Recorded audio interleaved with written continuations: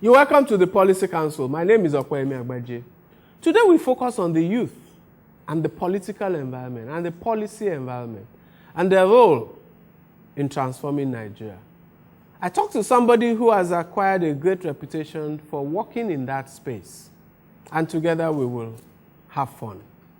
Enjoy the program.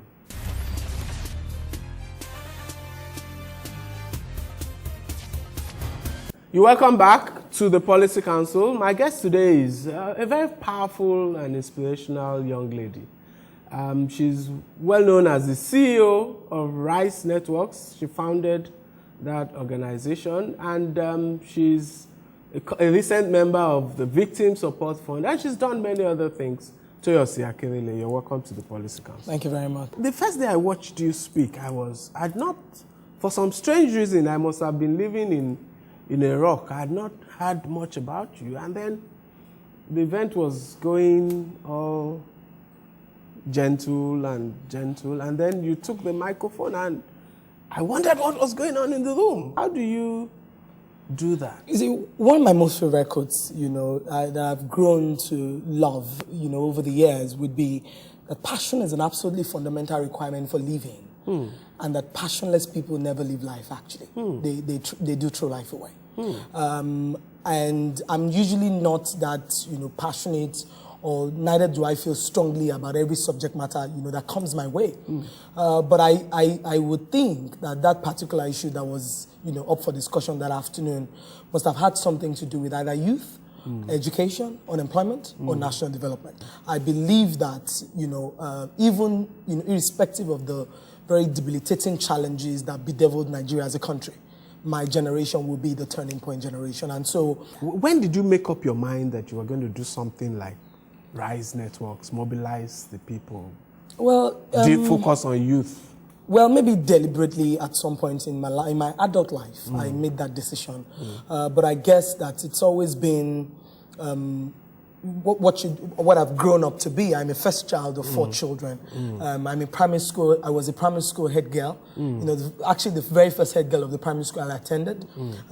In secondary school, I was a prefect, and in my university, I became the youngest. I emerged, the youngest deputy speaker of the University of Jos, of the Students' Union House of Parliament. So I guess Providence has always given me, some opportunity to be almost, like the voice of the people.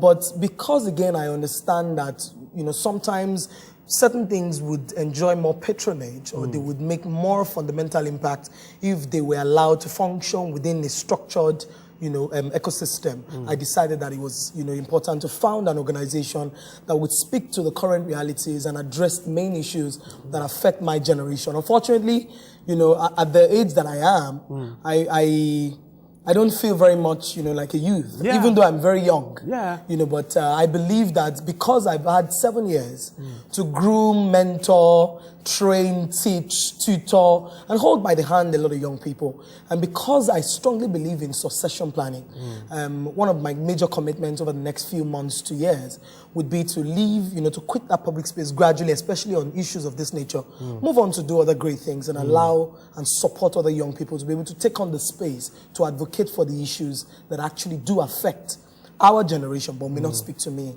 as they used to before. I saw somewhere online where Rise Networks was described as, let me quote, a private sector funded youth interest social enterprise in Nigeria, focused on national development and relationships to economic growth and democratic consolidation. Do you accept that as a description of Rise Network? Yes, I do. Or how do you describe that? I would describe, that would be a more, that would be the more formal description of our organization. But informally, if I was engaged by an average young person, on the road, what does Rise Networks do? I would say it's that organization down the road that mirrors the state of mind of the average young Nigerian, but not just sits static in an ideal state of mind, believing that change will come. It's an organization, we are an organization that believes that we must move our generation from motivation to action. And we must move from just talk, because talk doesn't cook rice. And talk has never proven to be enough or adequate and has or never sufficient. transformed a society. Exactly. I don't see any developed nation that has, been transformed or experienced any level of rapid development as a result of, talk and conversations and all of that. I believe, developed nations would be product of very deliberate action, of the most productive generation, actually. And so our work majorly ties and leans a lot towards, harnessing the potential of a generation. But while we're aware that it will be tough to engage the over 60-something million, young people across Nigeria, what we've also done is to look at the main issues and narrow down certain areas that we believe if we can tackle and engage stakeholders in a way that they're compelled as a result of these consistent conversations and, action, moves to be able to consistently make, investments in the successor generation. Okay, let's take a short time out. We'll be right back.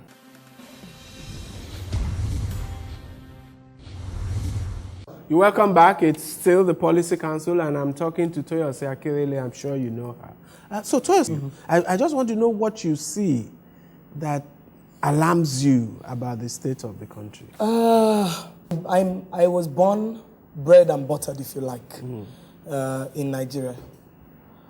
I'm a fervent believer in the Nigerian project. I am a product of Nigeria. Until I finished my tertiary education at the University of Jos.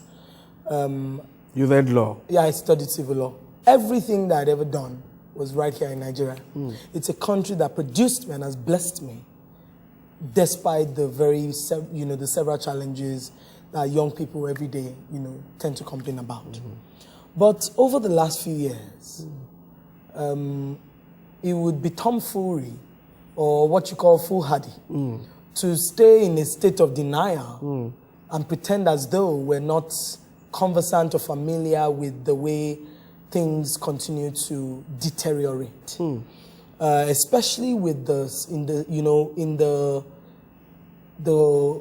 quality of governance, the accountability of the people that we've empowered with our votes to run for office and go on there to serve the people. The level of insecurity, the quality of education and how things have become a bit more abysmal and they continue to dwindle.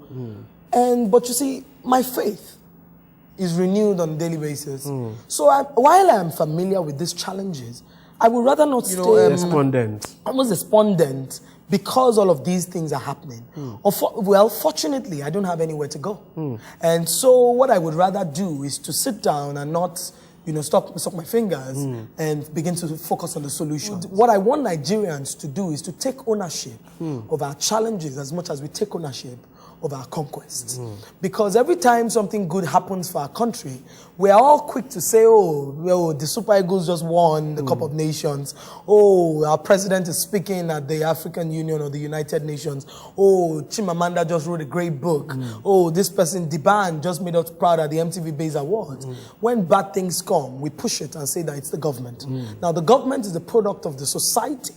And a society where people are not empowered with adequate knowledge to be able to demand a certain level of mandatory accountability from the government, then there's a problem.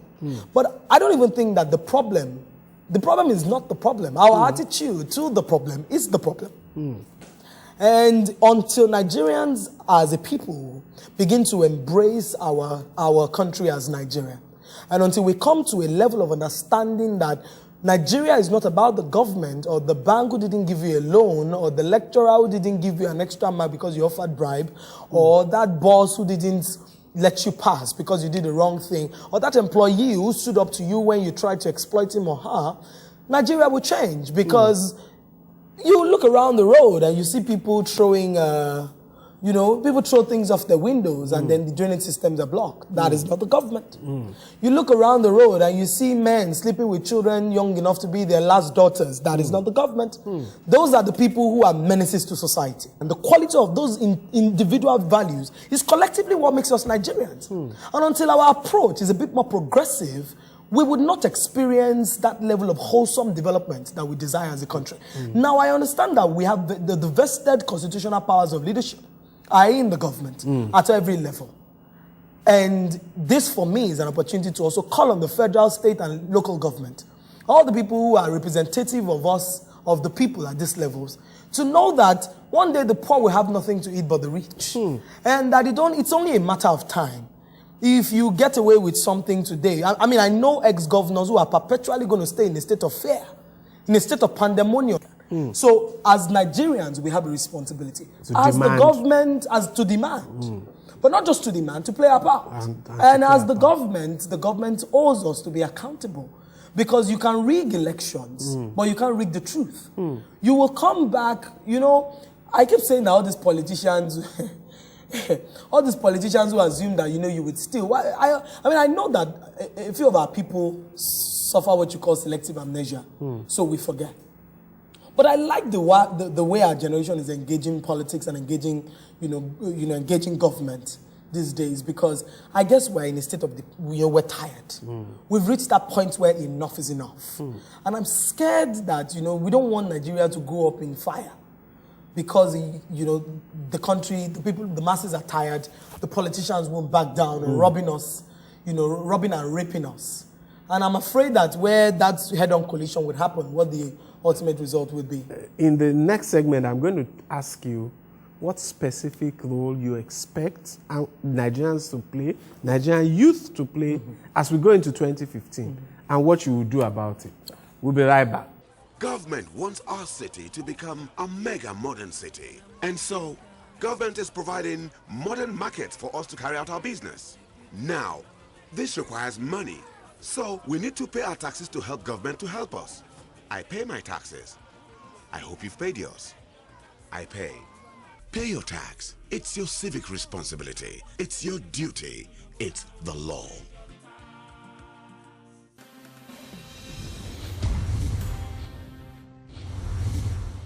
You're welcome back. I'm talking to the fiery Toyosi Akerele and the very passionate Toyosi Akerele. So, Toyosi, let's talk about 2015 and your expectations of the Nigerian youth. What do you expect them to do? What are you encouraging them to do? And what role will Rise Networks play in that process?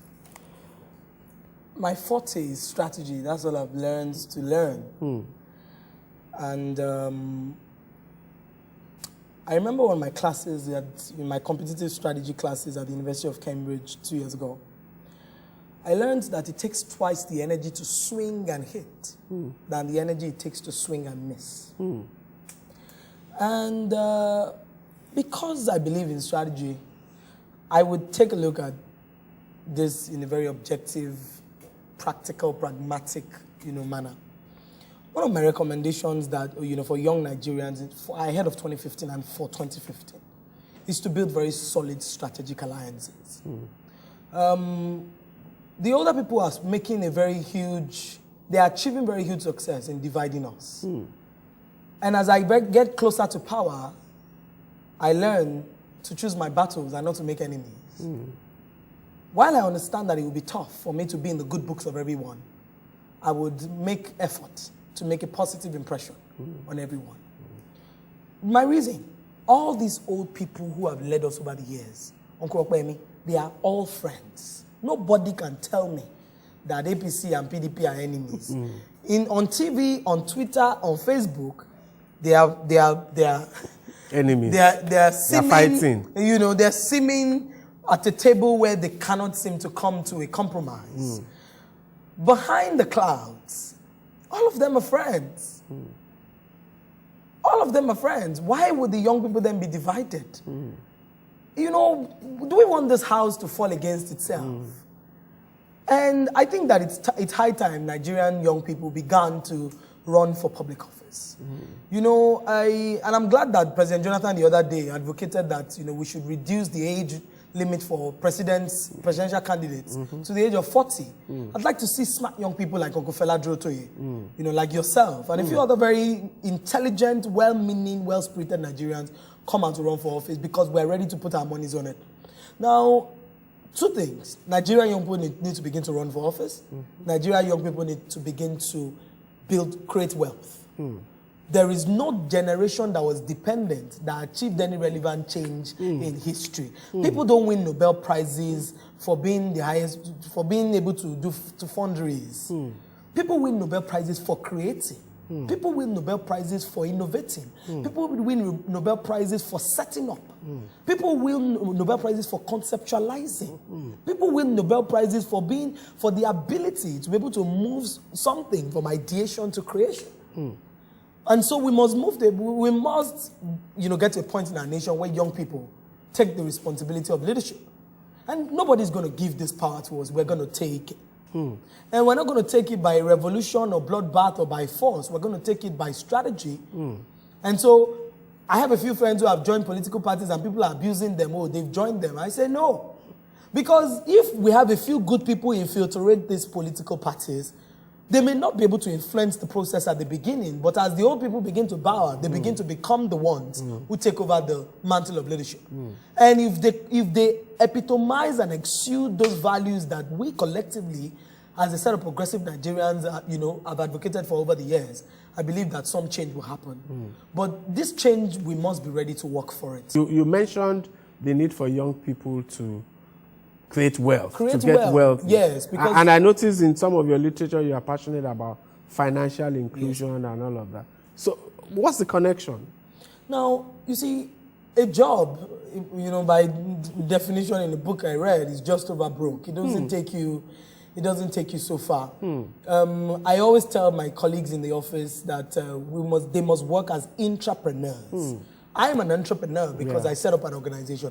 But they must work as entrepreneurs, as people who are leaders within an ecosystem. I mean, the power that you have as an employer or as a team lead, if you like, is to be able to, you know, my policy will be hire the people and set them free. And that's why it's tough for me to work with people who cannot think on their feet. I hate to micromanage people. I don't like to teach people what to do. I like to be able to guide you, but I'd like for you to take on the responsibility. The job of a leader is to make more followers, actually. And the true worth of a great leader is in the number of people that you have empowered, the number of lives you have touched. Well, not just touched, but being able to move them from level A to level B. And so, I believe very much in wealth creation. I believe very much in the capacity of young people to be able to apply knowledge, you know, put knowledge to work and generate income as a result of that. And therefore be independent. And therefore become independent. Because you see, in a situation where the same mind clamors for bread and books, bread will always win. And these politicians understand the language of bread. And that is the reason why, you know, somebody would criticize... I remember in the Ekiti elections, APC said that PDP had shared rice, you know, your fire share rice. And then during Osun elections, there was odorless fufu. I mean, do you understand? Because these people know that at the end of the day, people have got to eat. And I keep saying something. Our politics has not matured to a point where we're trying to do idealistic politics. Nigerians need to come back to the real world. And the reason is because, and I think about a young graduate in Nigeria who earns maybe 60,000 or who earns, say, 100,000. Are you aware that people are willing to move from one job to another for a minimum addition of about 3,000 to 5,000, depending on what level they work? So you are talking long term. The person who can think and understand long term is a person whose level of development has left poverty, lack, want behind, who is in a bit of a state of comfort and can then begin to think, decipher, and make sound judgments. Now, when you think about an average Nigerian at the very lowest level, these are people, you are talking about long-term, 4 years. When somebody has been eating eba from January to March, you then give him a full bag of rice in April. You tell him to go and vote the other guy. For him, he's not thinking long-term. He wants the immediate reward. And that's the reason why, until we get to a point where the average Nigerian is able to touch and feel governance, until the average Nigerian is able to feel a presence of government in a way that is representative of his own interest, our political system will never embrace ideology. On that point, let's take a final time out, and I'll be back. I'm sure you're enjoying this conversation.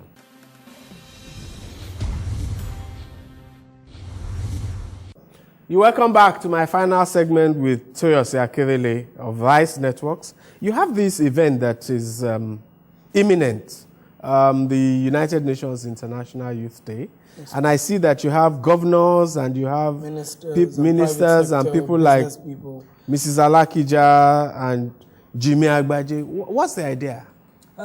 So the theme for this year of the United Nations International Youth Day is youth and mental health.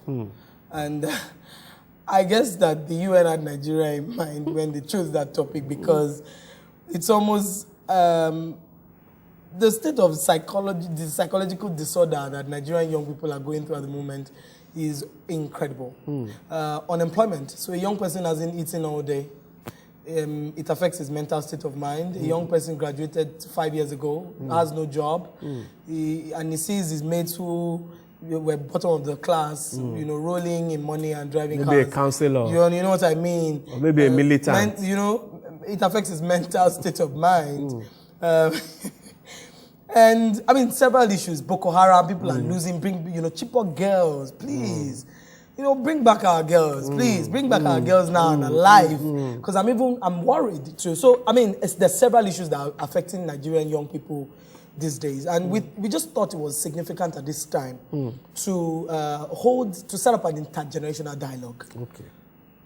I've met a few very progressive politicians, actually, so I wouldn't condemn all of them to abyss.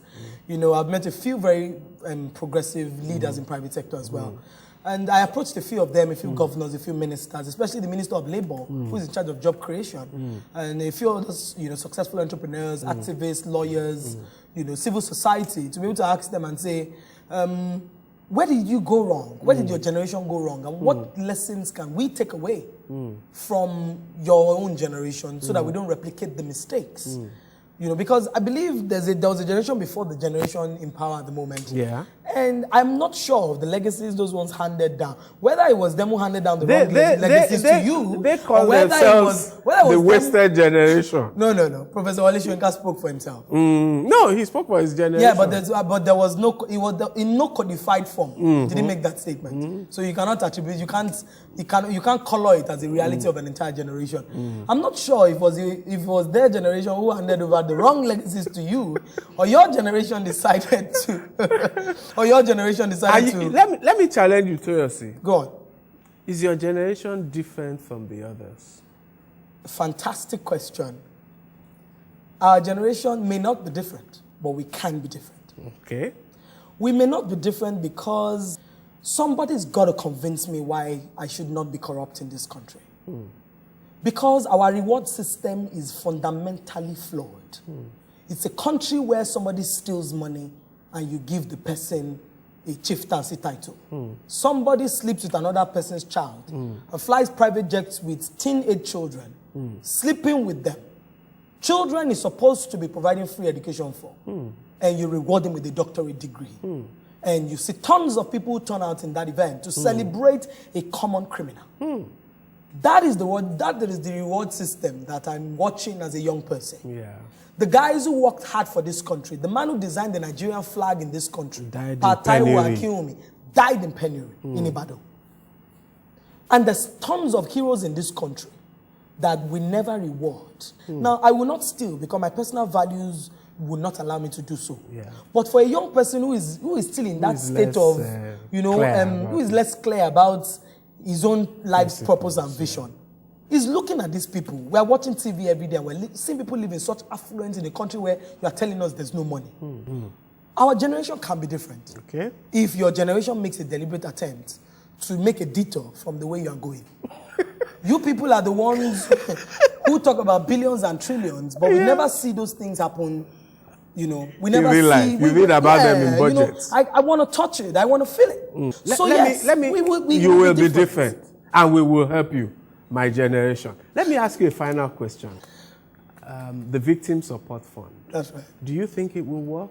in terms of reaching the true victims of Boko Haram in Goza, in all those villages of Yobe, in all those villages of Adamawa and Borno State, those people whose husbands have been killed by Boko Haram, those orphans whose parents have been killed. One of the most brilliant decisions and timely decisions that President Jonathan has ever made is the setting up of this victim support fund.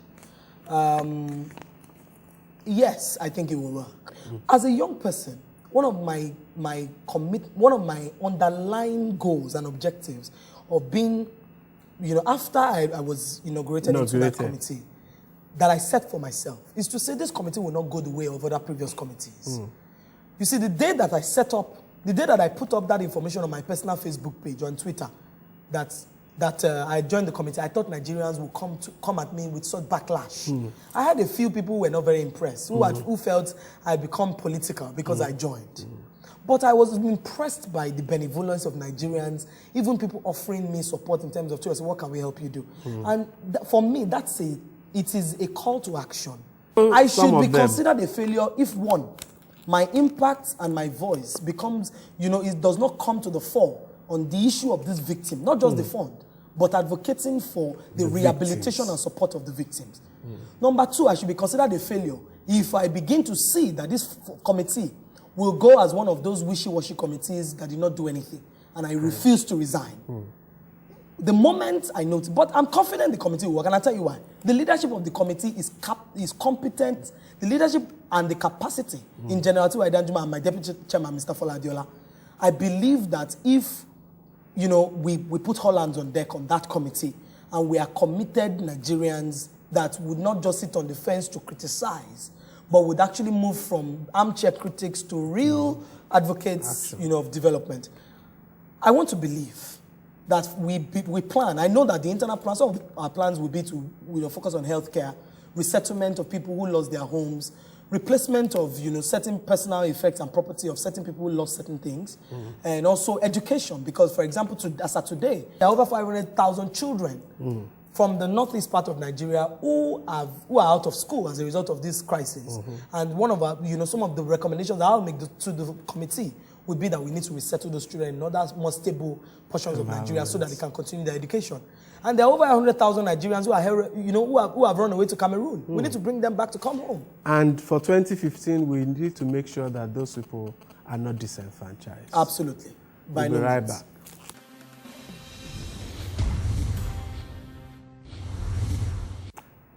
Like my guest said, I agree that this generation of Nigerian youth can be different.